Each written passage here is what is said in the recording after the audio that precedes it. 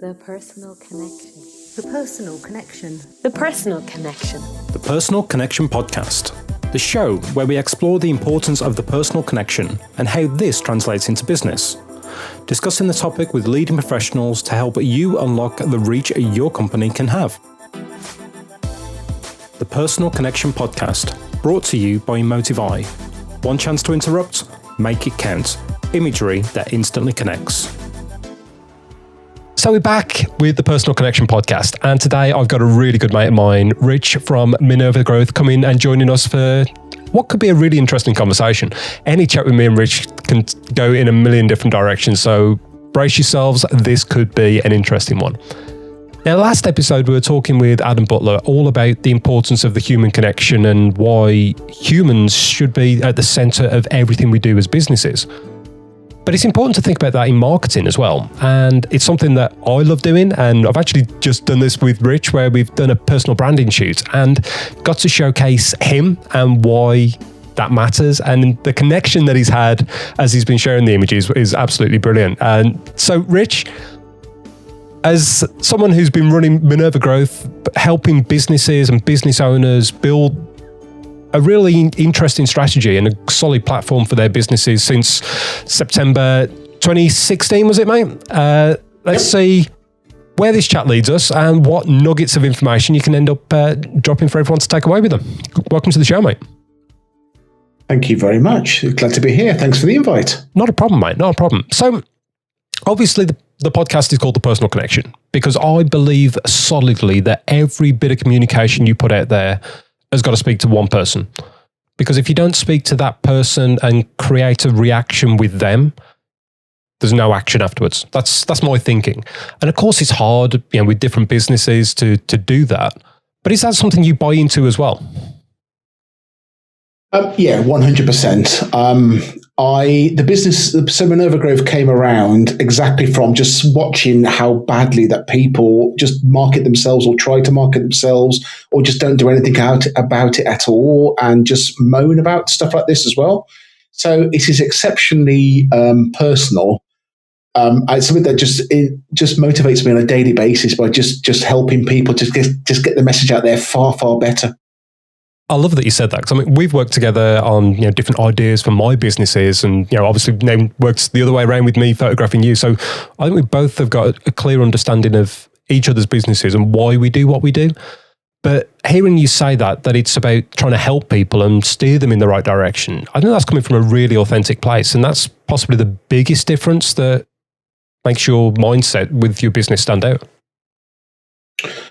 I could also say it is. And I'll be careful with my words here. I choose my words very carefully. This is a non-explicit. Yeah. I'm not going to start now. It's far too close to the beginning of the interview to start effing and jeffing. But it frustrates the heck out of me, and it always has done. And it frustrates me that how easy marketing can be if you just look at it in the right way, but how people make such a freaking job of complicating it and making it so overcomplicated that it just doesn't work for them. Yeah, totally. It's something that I've got to put my hands up and say that I've not always been great at it. I've been in business for myself for 16 years now. And for a lot of that time, especially with the weddings and portraits side, I didn't market essentially because the old ways of marketing, the wedding fairs and supplier relationships and all that sort of stuff worked enough. And then you get to a point that it's not enough because there's too much noise out there and you've got to stand out. And it was back in 2017 I took stock and really started thinking about marketing differently and actually put a business plan together for the first time in my life. And it was a really interesting exercise to do. I think I know you agree that it's something that businesses should do and plan for what they want to get out of where their business is going. I wish this was on video because you see me biting my lip now because 100% business planning, it's such a ridiculously easy tool to do, but people don't do it. I would happily say that 9 out of 10 people listening to this or in the world out there with businesses now do not have a business plan. They will lie and they'll say they do. You ask them to show it you and there's nothing there, or it's on the back of a fag packet. Do you know what?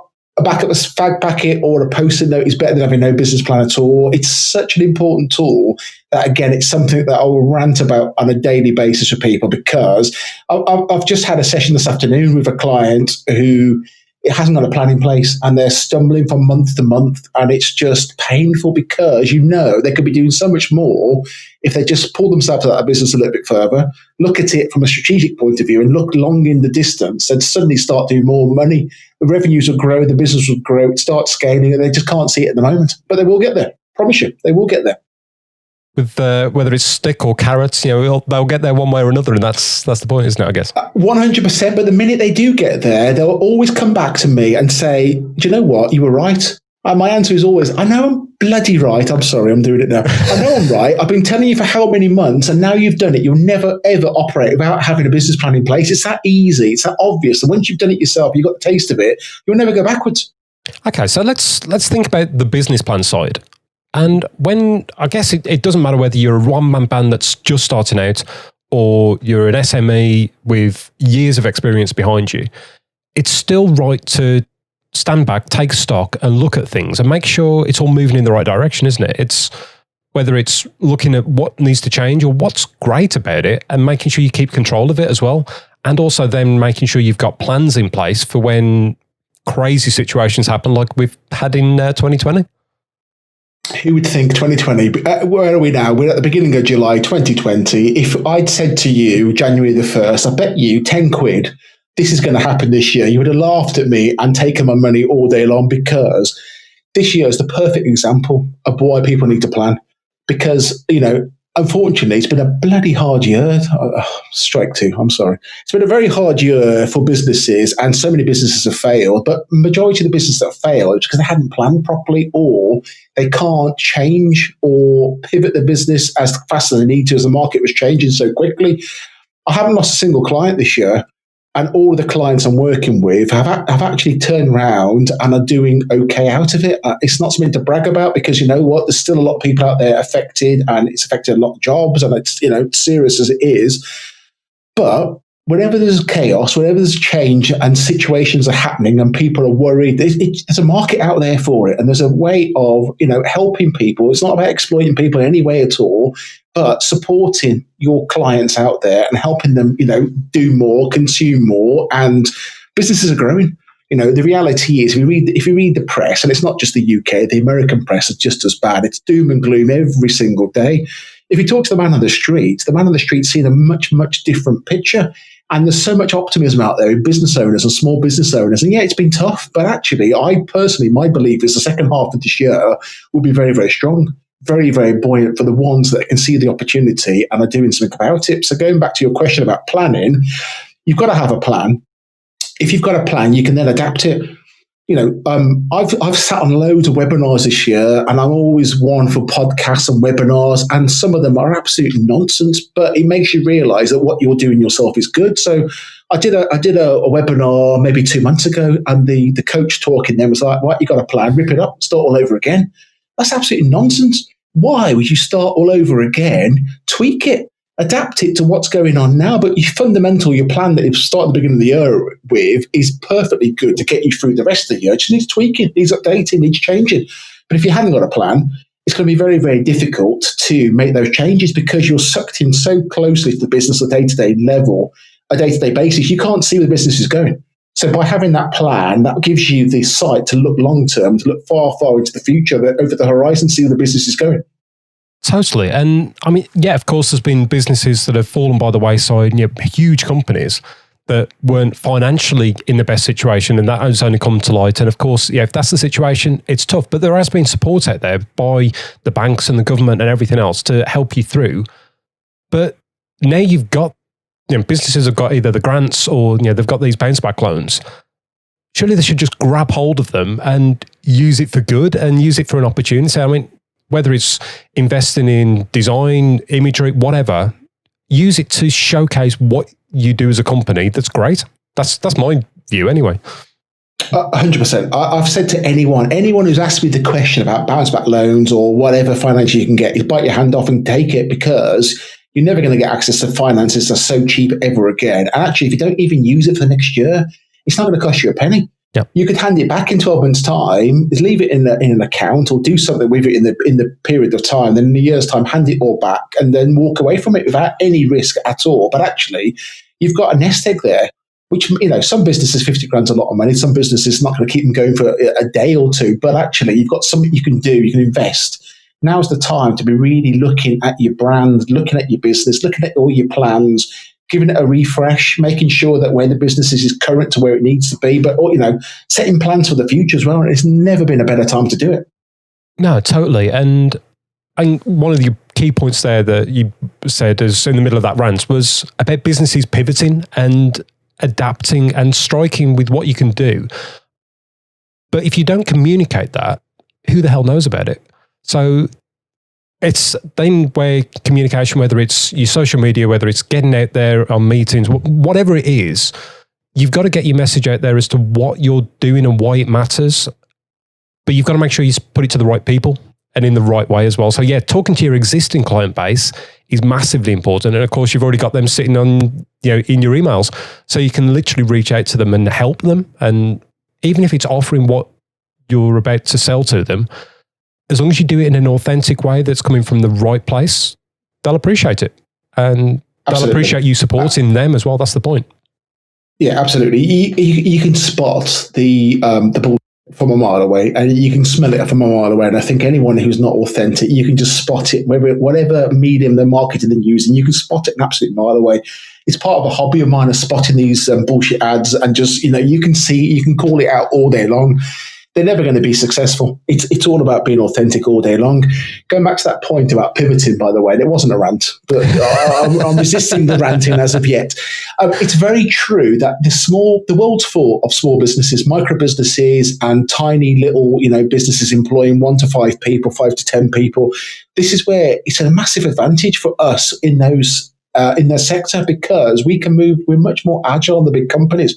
Big companies can't move anywhere like the pace that we can. So it is a huge advantage for us all. And, if you can combine that with being authentic, get your marketing out there, that's key. It's an absolute game changer. Totally, mate. And it gives a real advantage, but it's just about taking that advantage, isn't it? And using it and making sure that it works for you and works for your clients. But as long as what you're offering is real and true, then even if you stumble over it a little bit, it's okay. You're better off talking than you are by sitting back and doing nothing. 100%. So a bit about Minerva Growth and a bit of the change we made back in April, where I was having the same conversation on a hourly basis, daily basis, weekly basis, same conversations all day long, and where people just were not being able to market themselves. So a very, very quick change was we launched a product called the Business Marketing Mastermind, which is just very, very simple. It's 4 or 5 modules. It just shows people just very, very high level ways of how to market themselves better. And I know for a fact that I've done somewhere in the region of 88, 89 people now have gone through that training over 3 months. And those businesses are all marketing themselves a heck of a lot better than they were before, just because they've got visibility.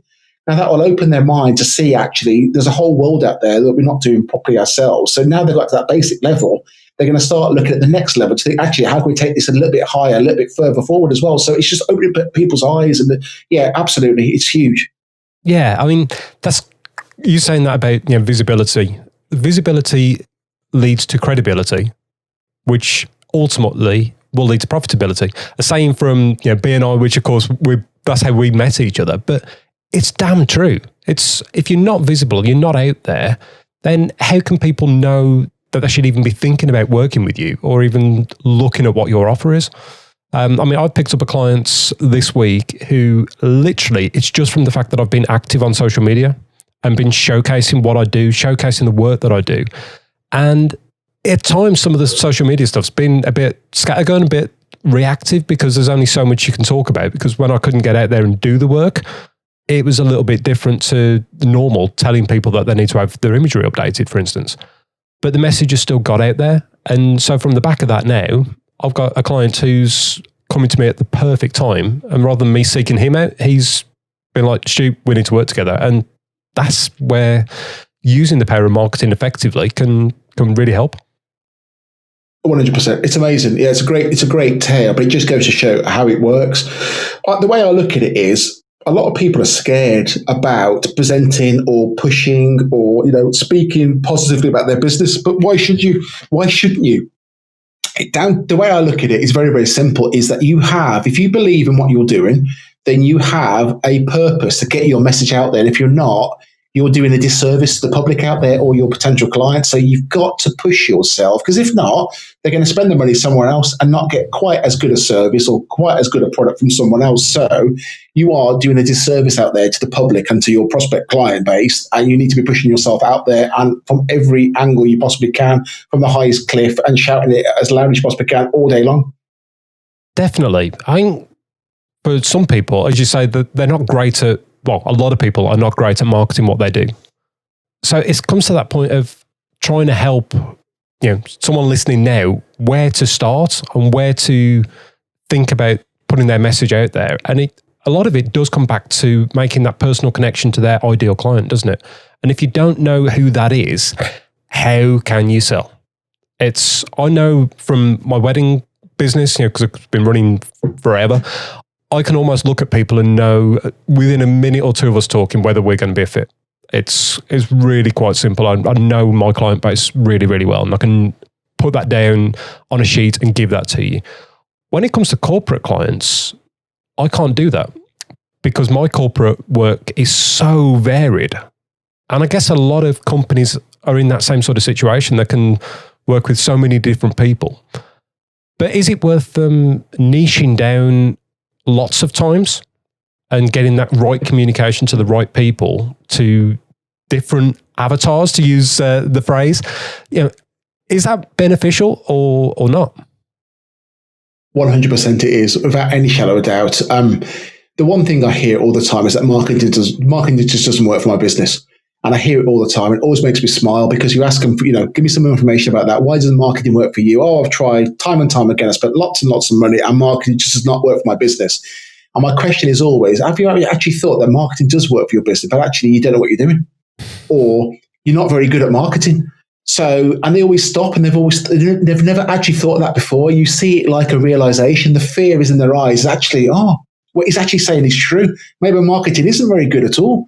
But we know marketing works. Why is there such a massive, multi-billion dollar industry, the marketing world out there? It's obviously working, and people are chucking huge amounts of money out there. But the reality comes down to really, really simply, if you don't know who you're trying to talk to, or who you're trying to sell, or what you're trying to sell to them, you're not going to be able to market effectively. So, you're talking about avatars. We all call it different things. For me, it's an ICA, it's an ideal client avatar. You've got to be absolutely clear as to what your avatar, what your prospect looks like, what their behavior is going to be, how much money they earn, what job roles, where they live, what their hobbies, interests are, pastime. You start building a very, very clear, focused view on this person. And very, very simply, if you put yourself in the avatar's position, you know how to talk to them, what language to use, what platforms to use to get their attention as well. And it makes it a heck of a lot easier. I will recount the story we were talking before we started today. So another client who I've done various bits of work with over a number of years of Minerva Growth, her avatar told me very, very clearly yesterday, she calls the avatar the hairy builder. Now, it's brutal, but you know exactly who she's talking about when you talk about hairy builder. You can visualize that person straight away. If you can visualize that person with that much detail, you are going to know how to talk to them. You're going to know what sort of language is going to work for them. You know how to market to them. You know where to market to them. And you know what? Your marketing becomes a heck of a lot easier. Yeah, and I think one of the biggest things that I always take away, and it's something I bring up with clients when I'm talking about how they can use their imagery, and or indeed whether photos or video is right for what they're trying to sell and what they're trying to do. You've got to think about where you're going to put it as well, because there's no good putting the same content on every single platform, because it doesn't work, because each platform is consumed in a different way by different people. Some people like sitting back and reading long tail copy. That's fine. Other people want to sit and watch a quick video. Other people, a still image will grab their attention. And you've got to understand that as well and understand their behaviors. And that's where a lot of it does come down to testing, doesn't it? And looking at your analytics when you're putting your stuff out there to find out what's working and what isn't. Because without that, you're just spraying and praying. Absolutely. Without any shadow of doubt, absolutely spot on. You're going to find that different platforms work better for different markets, different times of the year as well. But it's about, you need to get out there and test these things out, test it, look at your analytics, look at what's working, look at what results you're getting. I tend to use Instagram, Facebook, LinkedIn, email marketing very, very heavily. LinkedIn's my least favorite out of all of them because being me and my personality, I tend to have a lot more fun. So Instagram and Facebook are just much more playful platforms for me. LinkedIn's a bit too corporate. My corporate days are well gone behind, suited and booted every day and being formal. So if I do anything on LinkedIn, I'm always going to be that bit more playful. But then sometimes a reaction is a good reaction. It doesn't matter what the reaction is, but having a reaction is a positive thing anyway because they're engaging with you. So it doesn't bother me sometimes if someone's disagreeing what you're saying, but having that interaction is getting your brand out there on a much bigger scale as well, because suddenly their followers will start seeing it as well. So you know what? Just testing things, getting out there and just doing something. The one thing I say is just take action, do something. Doesn't matter if you're doing it not particularly well to start off with. You can always refine it and make it better and better later on. But just doing something, taking action will make a difference to you. So yeah, I completely agree. Okay, so let's come back to that point of taking action. I'm someone who, as I say, struggles using your ICA sheets, your avatar sheets. We've had this discussion, and if it wasn't over Zoom, you'd have probably beat me with a stick to get the right answers out. But give the listener a place to start. How can they really work on this? We'll put a link to your ICA sheet in the show notes so they can dive on it and put this into actual action. But in a nutshell, what are they looking at and why does it matter? Okay, deep breath. So the point is you need to be thinking from your consumer. So it's not what pleases you because you're not buying your product. It's a product or service. It's still treated the same. You need to put yourself in the shoes of that consumer, that prospect you're trying to win over. You need to be thinking how are they thinking and how are they going to act. And then the other thing I always say all day long is treat people as you expect to be treated yourself. If you're being unreal about stuff or you're not treating people fairly, then you're going to turn people off before they've even started. So just try and put yourself in the shoes of that person who you're looking to sell to and what behaviors are they going to be doing? How are they going to be reacting? What are they going to be looking for? Get that message out there. And that as a very, very simple, very high level view will make your life easier. Now, the more you look into it, I've said already, from an ideal client avatar will make your life easier. But even just try and put yourself in their shoes to start off with. Just think as they think. What are they going to be looking for? That will make your life a heck of a lot easier. So would that even be a case of looking at what your best clients have been and just realizing why they were great clients? Would that be a good start? Yeah, absolutely. So it's down to what you want. To me, I will say to anyone, any client I'm working with, it's down to what motivates you. So your best client may not be the type of client you want to work with. It may be that's a bit, we all have a cash cow client, and it could be that client's the cash cow, it's keeping you going. But actually, your hand on heart or heart and heart tells you want to be working with someone a little bit differently. So it might be someone who's quite way down your list, and that's the kind of stuff that really motivates you and really gets you excited. If that's the case, just put yourself in their position. And you are right. And things like Facebook, copycat audiences are phenomenally powerful, and no one ever seems to talk about it or use them. But actually, give that information to Facebook, upload that client data into Facebook, and very, very quickly they'll start targeting your product, your service to clients that are exactly the same as the ones you want to be dealing with. And it's such an easy way of marketing your business and getting some really hot leads really, really quickly and for not much money at all. So yeah, I think trying to answer the question concisely, which is never going to be easy for me, especially this time in the afternoon. You want to know exactly the kind of clients you want to be dealing with, who are the clients that motivate you and you get a buzz from, because then it suddenly takes away that whole work element. It's not like working anymore. Yeah, absolutely. And it's just realizing that, isn't it? And because, the cash cow clients are great because, hey, they're bringing in the cash. But if you can build your business around ways that you can enjoy what you're doing and it doesn't create as much pain for you, then that's got to be a good thing, hasn't it? And sometimes you've got to just take a step back and realize why you want to be working with people and whether they're worth the right amount of effort or not, especially when you're looking at building long-term strategy. That's the point. It's not necessarily reacting for now, because now, okay, money's fine. But when you're planning ahead, You want to make sure you're speaking to the right people.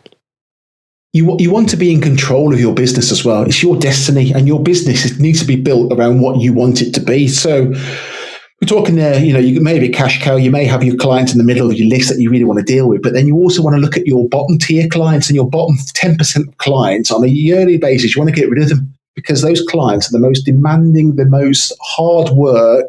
You'll make the least amount of money out of them, and the ones who'll probably stress you out and will frustrate you and just upset you. I'll use the word kindly, upset you on a regular basis. So you need to get rid of those clients on a regular basis. I've managed to get rid of 2 over the period of lockdown that people have been working on for a long, long period of time, or people have been working with for a long period of time, who didn't feel they could operate without the support of Minerva Group. I'm actually showing them that actually they can.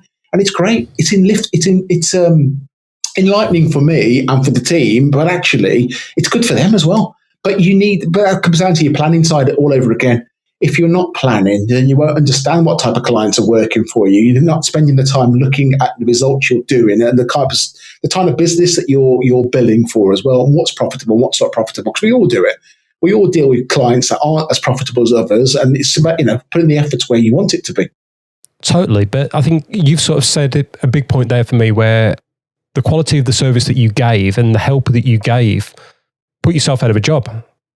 In a way, which for me, I think if you can position your business, especially when we're service-based, if you can position yourself from a service base that they can do that, then you're doing the job right. It's not about keeping them forever as a client. You want to be just giving them great service. And if you can give them the tools that they can walk away and leap and follow and just fly, then it's amazing to sit back and watch it, isn't it? I've realised that nodding doesn't come across very well on the podcast, but that's fine. I'll stop nodding. Absolutely. I don't want to be working for clients for a year. I'd much rather be working for lots of clients for 6 months at a time, get a real short, sharp experience, get them out there, and then they'll maybe come back to me in a year or 2 to say, do you know what, that was amazing. I need to go to the next level now. Because you can't constantly keep working for people for a year, for 18 months at a time. It's just too much for them and also for me. So I tend not to have clients much more. Majority of my clients will be like an annual basis. I don't work with people on annual contracts to roll in 30 days, because that's why I believe it's best way, 3 months up front and then we work on a rolling month. But I don't really want to be working for clients for much more than 12 months, because most don't need to. Now, there is an exception. There always going to be an exception. If a company is constantly changing and it's going through, I will need to work with them a little bit longer. That's absolutely fine. But for me, I want to be putting myself out of a job on a regular basis, because it's much more rewarding. It's much more refreshing. Actually, you get to work with lots of different companies as well. Different situations, different circumstances, and it keeps it very, very fresh. Yeah, and you can take your knowledge as well to between each and every assignment, can't you? It's, I can walk into a video shoot now in a much stronger situation than I could 2 years ago, because I've worked with clients that really understand story and understand the power of that. And so now I can walk in and confidently create a narrative that works. And it's understanding with companies, for me especially, that it's not about telling the corporate story, because nobody cares. Nobody cares about what you do. They care about what difference it's going to make to them. And unless you can try and get that over, sometimes it's harder. Products, I think, it's an incredibly easy field to sell, because you are physically buying something to change something. You're buying a solution, essentially.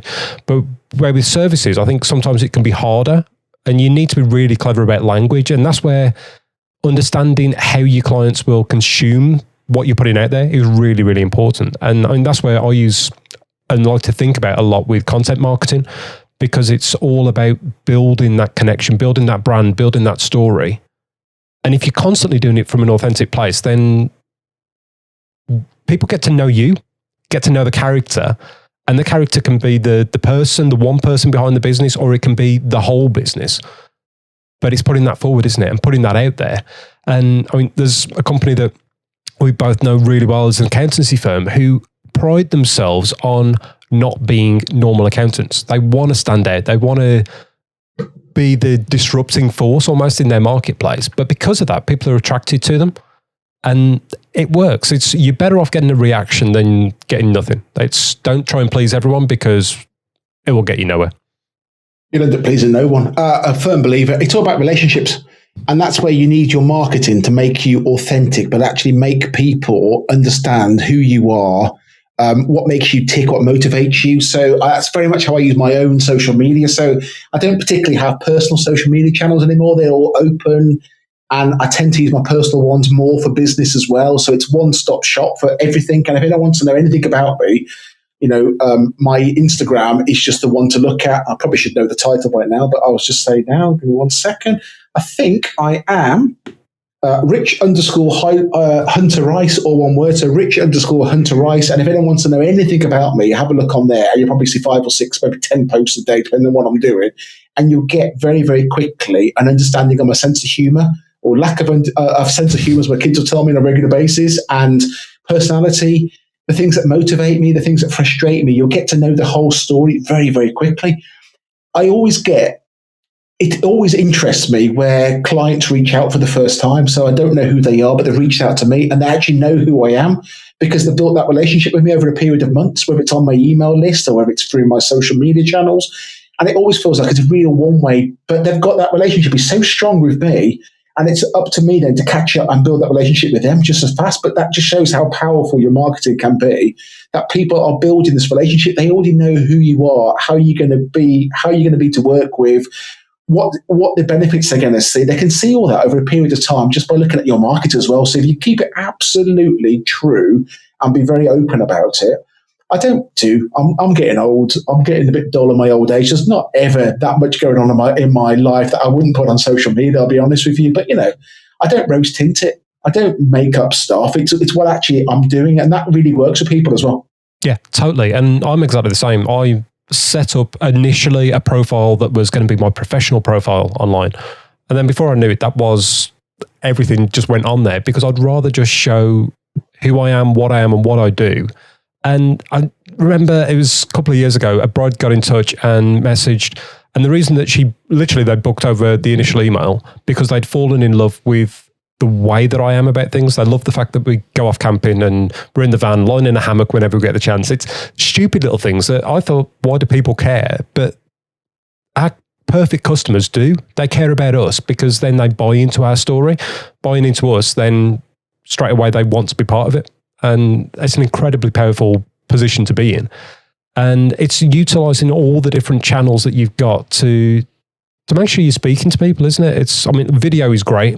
Podcasts are brilliant because people can consume, as they are now listening to this, whatever they're doing and wherever they are. But it's just being constant, being consistent, I think it is a big thing as well. Always. Yeah, absolutely.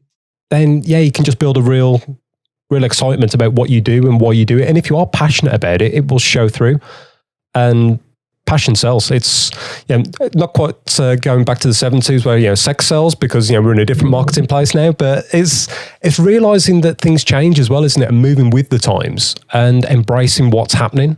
And I think it's always good, I think, to sit back and take stock and see if what you're doing is working and whether it's there's someone that's doing it better than you. And that's always a really interesting thing to do. And there will be always people doing things better than you. It happens, I will say I will always be looking at other marketeers and what they're doing, or business coaches, what are they doing, what's working for them. I will take that, own it, and make it better. So I'll nick someone else's ideas. I'm not ashamed to say it. We all do. Marketing, you see, goes round and round and round. The other point I'd say, based on what you just said then, is don't forget we are all consumers as well. So we are all consuming. So, what works for you? I often get very excited by following someone on Instagram and seeing it and think, oh my God, that stuff is so good. And then you want to go and find out more about that person. So you go and track down their website, you go and see what else they're doing. You want to learn more and more about it. We have to forget that actually happened. Don't forget that happens on us as well. Mm-hmm. So if someone listens to the podcast and hears what you're doing, Stu, all the amazing work you do, they will then want to go and consume more and find out everything they possibly can about you, your website, your social media profiles. People don't trust as well as they used to. People are so ready to be scammed. They think they're going to get scammed all the time. We don't believe what we see with our eyes. We believe what we hear with our ears. And all these old, messages are so true. So we consumers, the minute they get bought in, they'll get very motivated. They'll love the kind of stuff you're doing. They want to go and find everything else out about you. And by having yourself out there across all your marketing platforms, your social media channels, whatever, they get an impression of you very, very quickly. And that's how, you get a very, very quick group of very, very loyal followers. And that's what it's all about.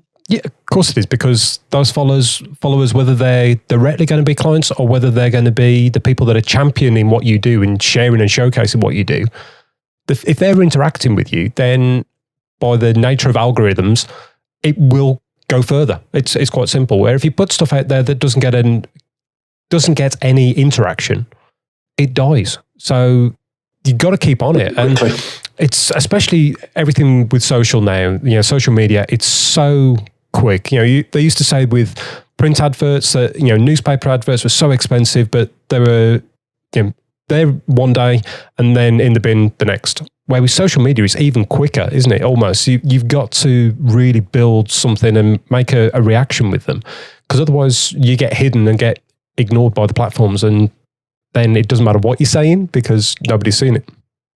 Yeah, absolutely. 2 points from that, I'd say, is that don't forget, and the thing I like to remind people all the time, it is called social media, so you've got to be social. Be social, yeah. Absolutely. And people forget, and it's, if you're just being talked at all the time, it's the fastest thing to turn me off in the slightest, and I won't even bother again. So, I want a bit of engagement, I want a bit of value, I want a bit of knowledge, and I think, that's quite cool, then I'll go and engage a bit more. So be social, and don't forget to be social, and also have some fun.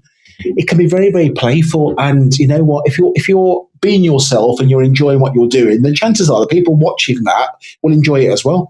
But also, we all do stuff, and I'll still post out some stuff because absolutely not a single like or any interaction at all. You know what? It happens. But then I'll have a conversation a week later and someone will say, they'll reference that bit of content I put out there. They've seen it. Yeah. It's gone into their head. They've remembered it. And then they bring it up in the conversation. It's like, well, you never even commented on that or did anything at all. So I think it's too easy to be really harsh and critical about what we're doing. But actually, just by putting stuff out there, it's going to be better than not putting anything out there at all. And it just works. So yeah, keep pushing content, keep pushing your stuff out there, keep being social, keep being playful, keep being yourself, be authentic. Absolutely. And you say that about being playful and how you behave on different platforms as well. Even though, LinkedIn, for instance, is a very corporate platform, you don't have to be corporate. You don't have to turn up with a suit and tie. You can go in there and mix it up and be yourself. There's different ways of doing it, and you can take it to whatever degree you want to. But I mean, Lucy with the Y, for instance, she is far from corporate, but she gets a reaction, and that's why it works. Sometimes you've got to just stir the pot and stand out, and as long as it's for the right reasons and you're not just doing it for the sake of it, I don't think there's anything wrong with being different. Yeah, absolutely. There's nothing wrong with being corporate as well. I was corporate for many, many years, which is the why I just absolutely hate it. That was your background, wasn't it? So for Yeah. So shirt and tie. I wasn't allowed to have a beard for a minute. I got told off a couple of times for having a beard, and literally that's what made me grow it. I'll just be an arse and think, you can't tell me that, and I'll grow it. Suits. I had to wear suits, shirts and ties. I had something like 90. I had somewhere in the region of 4 figures of value of ties that I gave away about 2 years ago. Just crazy, and it's not. But there's nothing wrong with having that, and if that's what you are, then you know what, be yourself. I've done it, and I always say to people now is actually the chances are I'm coming to your office wearing shorts and t-shirts and maybe a jumper or a pair of trainers. You're never going to see me wearing a pair of shoes. I might be wearing jeans, but you know what? That's what it is. And if that doesn't work for you, then it's not going to work the whole relationship, because I want to be comfortable in being who I am now. So, but then if you are corporate, it's no problem being yourself. As long as you're being yourself, just don't try and be something you're not, because people spot it at a mile away. People see through it like crazy. Absolutely. Which is, yeah. So you've got to be authentic, because that comes back to what you were saying about people not trusting. More and more these days, it takes longer to build that trust and build that connection with people. So you've got to be out there. You've got to put yourself forward. You've got to be you when you're doing it. So that's in your formal photos, but then also in your behind the scenes, your Instagram stories, whatever. Everything you're putting out there, if it's coming from the same place, coming from an authentic place, then people connect to you. And this whole thing now where we're online more than ever, and I think we're actually going to stay that way, that there's going to be a hell of a lot more business done virtually, which for me, I love that idea, because if I don't need to leave my office to go out to a meeting, great, I'll just jump on a Zoom call instead these days, which is absolutely brilliant. I was doing it anyway, but now that more and more people are embracing that, that's perfect, but you almost need to be a bit cleverer, I think, to build a connection and build that trust, because you're not going out, you're not shaking someone's hand to build that confidence. So you've got to do it in a different sort of way.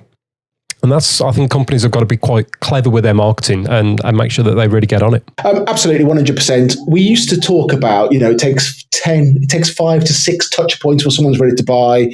And then we talk about it's going to take 15 to 18. It's got to be 30 plus these days. They need to literally see your brand and see you 30 odd times before they feel comfortable enough. And that's on average. Some people will do it up to 1 or 2. Some people will take 60 to 70. So it can feel really disheartening when you start off and you are marketing the business or marketing yourself, your products, whatever that is, that you're not getting the results back. But you've got to be consistent. You mentioned a number of times. I'm a firm believer. You've got to say what you're going to do. You got to do it. You got to deliver it and be consistent and time again. But we are online more and more. We consume more online more and more. You mentioned algorithms. I love conversations with someone say, "Oh, did you say I'll put that on LinkedIn last week?" I'm like, no. Yeah. I've got 2,600 people. I haven't got a hope in hell of catching half of the stuff. The algorithms are very, very clever, and they know very, very quickly. They want us on their sites longer so they can sell us more advertising. So the stuff that you're consuming and you're interacting with, you're going to see more and more of. The stuff that you're not interacting with, you're going to see less and less of. So you know what? People get very upset if I haven't seen an article or something they put out there, but the chances are, unless you tag me, I'm never going to see it anyway because there's that much going on. It's so fast moving. It's high paced, faster than ever before. So absolutely. Totally. And talking then about online, I know obviously one of the best ways for people to find out what you do and find out about whether you could be right for them is to obviously have a look at what you're doing online, but jump on a one-to-one meeting as well and find out whether you're a good fit for each other as well. So where can everyone jump on? Where's the best place for them to go to find out what you do? Okay, so facebook.com/Minerva Growth is a really good place because I'm pushing more and more live content out there so you can see if it's the kind of stuff that works for you, resonates with you. Instagram, so I've got Minerva Growth. I've also got Rich_Hunter Rice I mentioned before. There's a heck of a lot more on my personal one than everywhere. That'll give you a good impression of who I am. Or the old website, so minervagrowth.co.uk. There's a bit of information on there. There's a few testimonies. There's also a place where you can book in 15 minutes with me and drop into the diary. Let's have a Zoom call and catch up. Email is probably not the best one to use. People do get shocked. Don't ring me because my phone won't ring, I can tell you now. And secondly, don't email me because I won't respond for probably 2 days, 3 days. People get very upset about that. But the reality is it's just a dead platform for me. I want to be working with clients and engaging all the time. So that's where I will be. So I would say any of the platforms I've mentioned already, drop onto minervagrowth.co.uk, book some time in. I'm happy to have a conversation. You know what? 15 minutes is quite a long time. I can normally give you a decent headlight strategy or something you can use to start growing your business quite quickly, which is often not going to cost you any money as well. You haven't got to chuck loads of money into advertising or so much you can do organically that people just won't ever tell you about. So yeah, happy to help wherever I possibly can. Superb, mate. And that's the whole thing, isn't it? It's all about helping, all about showcasing other companies and what they can do and just giving those little pointers. I'm a firm believer that everything in the universe is sort of connected, and if you look after people, then the universe in its own little way will come back and look after you. So I love that you're doing that, mate, because why not jump on a call? And you never know what you're going to pick up from a conversation with someone anyway, do you? So I'm always exactly the same. Anyone can always book in for a one-to-one, let's have a chat, find out where there's a connection, what we can do with each other, and see where it can go. One last thing, if I can interrupt you, I will put more and more of the photo shoot that you did for me, we did together a couple of weeks ago. That'll be on Minerva Growth, on the Facebook Minerva Growth page. So please have a look out there because I will say, again, amazing work. How anyone can get me smiling and not looking like an absolute idiot.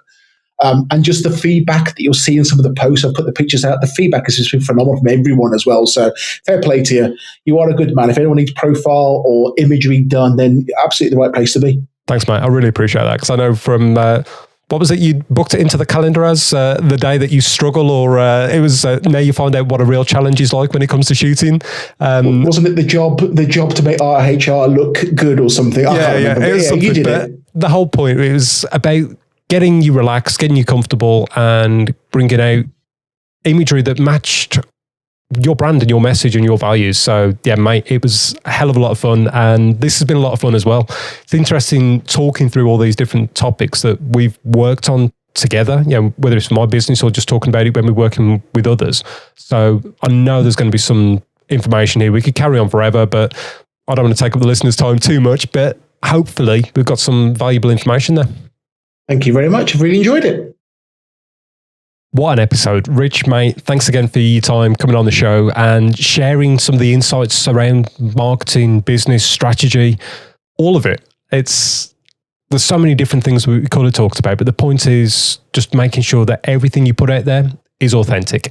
And I know full well that anyone who's listening who gets in touch with you, they're going to get far from the hard sell. It'll just be jumping on, having a chat, finding out what is possible and how you can help them. I can also testify to the Business Mastermind course as well that Rich mentioned. It was brilliant. I really struggle with signing up for courses because there's so much stuff I've already covered. But doing the course with Rich was brilliant. So definitely, if you are looking at taking your business marketing and communication to the next level, jump on it and get in touch. And finally, if you wanted to see the ideal client avatar, the ICA that we were talking about, if you head to minervagrowth.co.uk/ICA, that will take you straight to the content so you can jump on it. There's a training video and everything else so you can understand what it's all about and try and get your heads around it a bit more than maybe I'm able to at times. But there we are. An episode very much about marketing and message, but a useful one, especially as we're all moving back to our businesses being really active and moving forward for the second half of what is a crazy year. Again, it's been Stuart James from Emotive Eye. You've got one chance to connect, make it count. Imagery that instantly connects.